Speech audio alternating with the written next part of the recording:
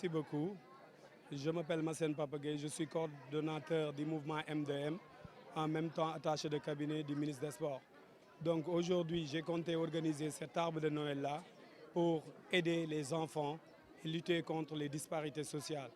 Vous savez tous que lors des fêtes de Noël, certains enfants nantis bénéficient de cadeaux alors que d'autres qui sont dans les daras ou qui sont issus de familles démunies n'en ont pas. Donc comme chaque année nous organisons des activités sociales à travers, durant la Tabaski, durant la fête de Korité, durant l'ouverture des classes avec la distribution de fournitures, cette année nous avons organisé cet arbre de Noël-là pour soutenir 350 élèves pour un coût de 1 500 000 francs. Donc on remercie l'ensemble des personnalités qui nous ont soutenus. Nous remercions notre mentor Matarba et nous lançons un appel à l'ensemble des filles de Fatick et à l'ensemble des fils de Fatick de voter pour la coalition Benno Bokk Yakaar. Comme vous le savez, c'est le choix du président et le président est le maire honoraire de Fatick. Donc tous les fils de Fatick doivent organiser ces genres de manifestations au niveau de leur quartier parce que c'est des actes de solidarité envers les enfants. Et on a l'habitude de dire que qui donne aux enfants prête à Dieu. On dit souvent que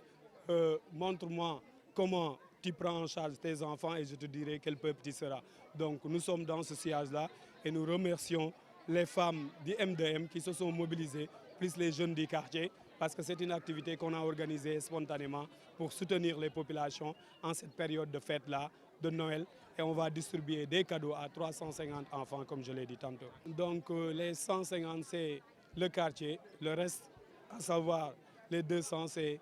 en dehors du quartier. Parce que je travaille avec des femmes et les femmes ont amené chacun leurs enfants. J'ai sélectionné aussi au niveau du quartier les enfants qui ont une moyenne de 9. C'est pourquoi on a acheté des vélos et d'autres lots plus consistants pour donner ça à ces enfants-là et montrer aux autres que s'ils travaillent, peut-être lors des fêtes de Pâques, ils auront des cadeaux pareils. Donc on veut booster une saine émulation au niveau des enfants, surtout ceux qui sont à l'école primaire et au niveau du préscolaire. Effectivement, donc ça c'est pour 5 personnes seulement. Mais pour le reste, on a choisi les femmes qui travaillent avec nous, les familles démunies et un peu dans les daras pour permettre à ces gens-là, vous avez vu qu'on a donné un lot de matelas au niveau des pionniers qui vont distribuer ça au niveau des daras et pour le reste ce sera au niveau du quartier et les autres femmes et les hommes qui travaillent avec nous et qui sont dans les quartiers. Combien de matelas avez-vous distribué? Donc on a distribué une dizaine de matelas et on va continuer à faire cet acte-là parce que comme je l'ai dit, ils m'ont amené une lettre de soutien hier. Je leur ai dit qu'aujourd'hui j'organise cette manifestation-là. Ils sont venus et j'ai répondu spontanément à leur appel. Ministre des Sports ba pare nekk coordinateur mouvement M2M muy Massène Massifi pour Matar tey dañoo organiser lii si feetu décembre bi nii genre arbre de Noël lañ ko def pour bégal xale yi nekk si koñ bi ak xale yi nekk Fatick. dañoo seet ne ñun tabaski dañuy jàppale nit yi korité dañuy jàppale nit yi tamxarit dañuy jàppale nit yi ut nag mais aussi ouverture dañuy jàppale nit yi pour distribution de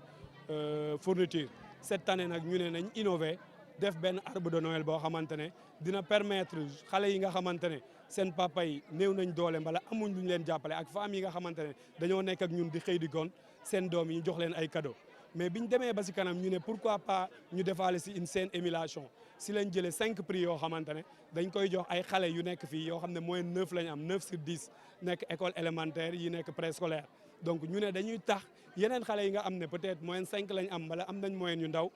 déwén ñu ne Massène kat dina def arbre de Noël au nom du M2M ñun suñu jàngee am moyenne dinañ am cadeau yi dinañ am vélo wala dinañ am poupée yu mag yi loolu moo tax ñu koy def mënuñ ko def nag te remercier wuñ suñu maire suñu mentor muy le ministre Matar Ba parce que moom moo ñu teg si wetam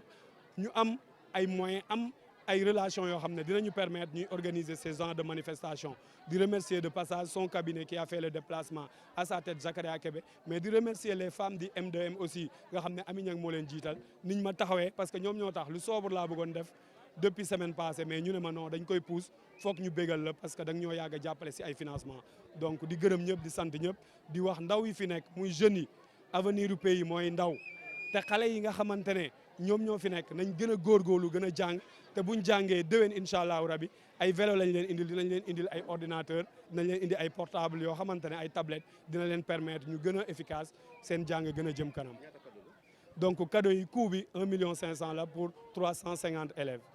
ak quoi sélection bi ni ñu ko defee mooy dañoo jël d'abord femmes yi liggéey ak ñun ñu ne leen ku ne na indi benn ñeneen ñi nga xam ne dañuy jàppale si yeneen koñ yi ak ñi nga xamante ne néew ji doole lañ ak taalibe yi ñu boole leen si joxaale ay matelas waa pionniers yi pour ñu jox ko taalibe yi ba pare jëlaale ay vélo jëlaale ay poupées yu mag jox ko xale yi nga xamante ne ñoom ñoo raw seen classe pour montrer yeneen xale yi ne buñ jàngee rek dinañ am ay cadeau montrer tamit ne disparité bi waratul am ni ñu créer ay blouse au niveau des écoles pour que kenn du xam kii moo am kii moo ñàkk noonu lañ bëgg tamit fête bu amatee duñ xam kii papaam am na mbala yaayam am na mais xale yëpp yore cadeau mun a kontaan te ku bégal xale yi rek yàlla nga bégal parce que xale muumin la